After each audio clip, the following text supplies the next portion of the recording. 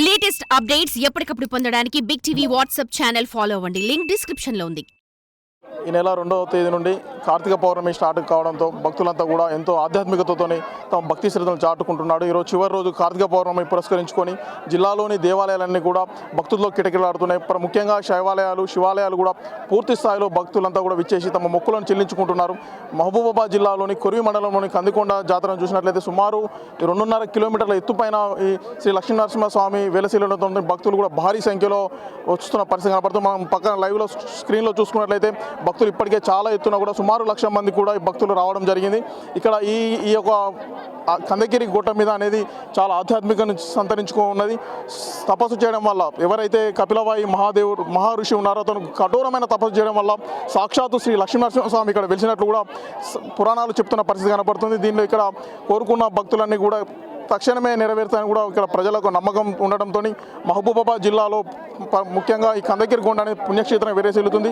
కేవలం కార్తీక పౌర్ణమి రోజు మాత్రమే ఇక్కడ ఈ జాతర అనేది జరగడం ఇక్కడ ప్రాశస్త్యం కలిగి ఉన్నది. దీంతో పాటుగా ఒక జిల్లా కేంద్రం కాకుండా ఉమ్మడి వరంగల్ జిల్లా, విజయవాడ, ఆంధ్ర, తెలంగాణ అనే కాకుండా ఇతర మహారాష్ట్ర, ఛత్తీస్గఢ్ రాష్ట్రాల వంటి నుండి కూడా ఇక్కడ భక్తులు భారీ సంఖ్యలో వచ్చి మొక్కులు చెల్లించుకున్న పరిస్థితి కనబడుతుంది.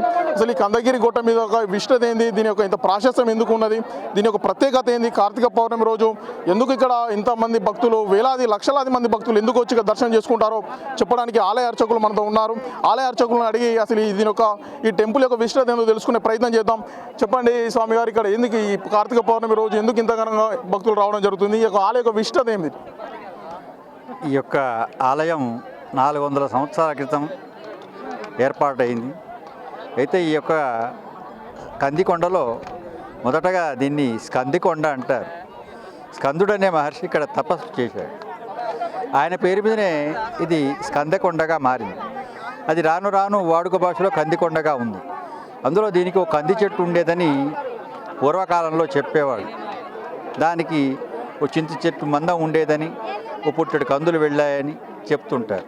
అయితే ప్రతి సంవత్సరం కూడా ఈ కార్తీక పౌర్ణమి రోజున ఈ యొక్క లక్ష్మీనరసింహ స్వామివారిని మీరు అన్నట్టుగా 3 కిలోమీటర్ల ఎత్తులో ఉన్న స్వామివారి సరిగ్గా రహదారి లేకపోయినా ఎలాంటి ఒడిదుడుకులైనా ఎదుర్కొంటూ భక్తులు స్వామివారిని దర్శించుకుంటారు.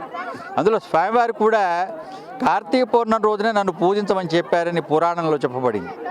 అయితే సంవత్సరంలో ఒకరోజే స్వామివారిని దర్శించుకోవడం కాబట్టి మీరు అన్నట్టుగా మన రాష్ట్రంతో పాటు పక్క రాష్ట్రాల వారు, అదేవిధంగా స్వామివారికి అనేక వర్గాల వారు స్వామివారిని సేవించుకుంటూ ఉంటారు.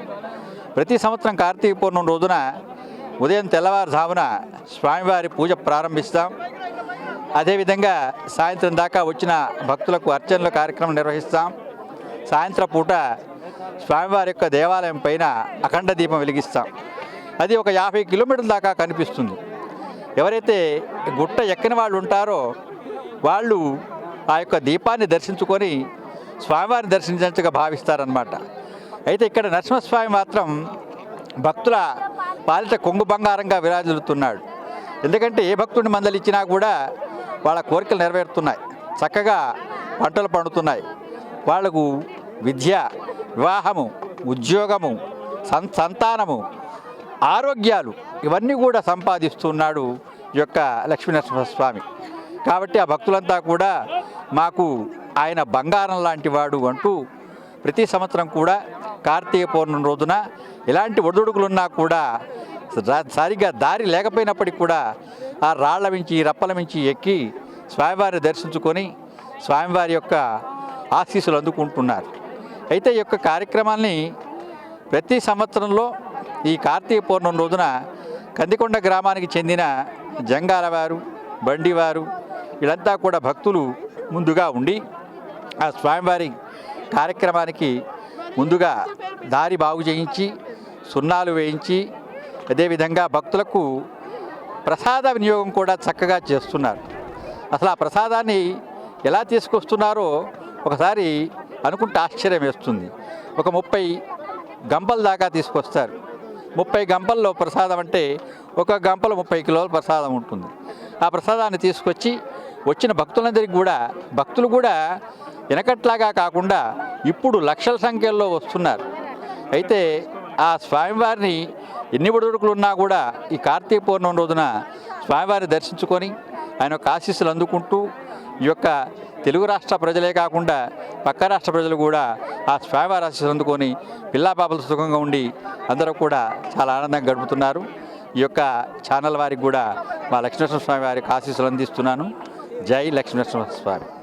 ఈ కందికొండ జాతరను దర్శించుకున్నట్లయితే ప్రతి ఒక్క భక్తునికి కొంగు బంగారంగా నిలుస్తుంది. సంతానం, ఉద్యోగం అనేటువంటివి లభిస్తూ ఉంటాయని చెప్తున్న పరిస్థితి కనబడుతుంది. ఏదేమైనప్పటికీ కూడా ఇంత పెద్ద ప్రాశస్త్యం కలిగిన కందికొండ జాతరను దేవాదాయ శాఖ గుర్తించకపోవడం బాధనీకరమని చెప్తున్న పరిస్థితి. స్వరాష్ట్రంలో ఎన్నో టెంపుల్ కూడా ఎన్నో ఆలయాలు కూడా అభివృద్ధికి నోచుకోలేదని చెప్తున్న అర్చకులు చెప్తున్నారు. వైపు కూడా ప్రజలు కూడా అసహనం వ్యక్తం చేస్తున్న పరిస్థితి కనబడుతుంది.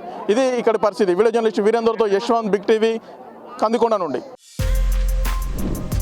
For more videos like this, subscribe Big TV channel.